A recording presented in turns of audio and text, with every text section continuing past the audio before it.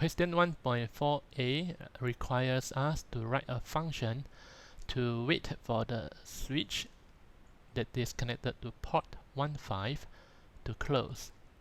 It is assumed that the bouncing time of the switch will not be more than 10 milliseconds. In many applications, to detect the switch close is actually to detect the moment it goes from open to close. As open is logic 1 and close is logic 0 in this case, we are essentially trying to detect a transition from 1 to 0. In our function, we must therefore wait for P15 to become logic 1 first, then wait for it to go logic 0.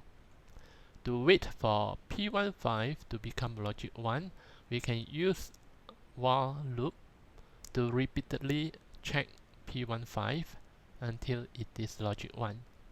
In another word, if it is not logic 1, wait.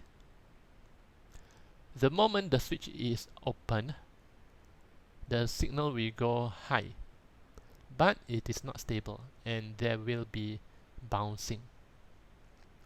As stated, this will not take more than 10 milliseconds.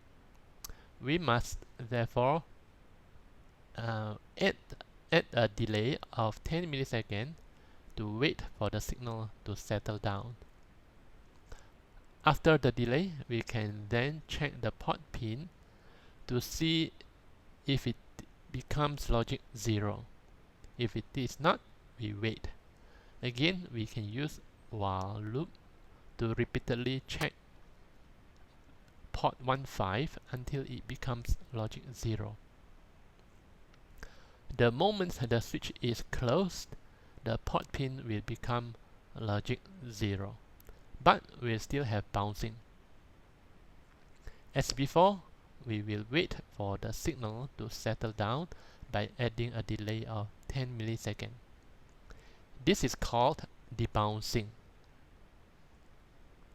So what happens if debouncing is not done? If this is not done, the program will detect single press as multiple presses when the function is called repeatedly.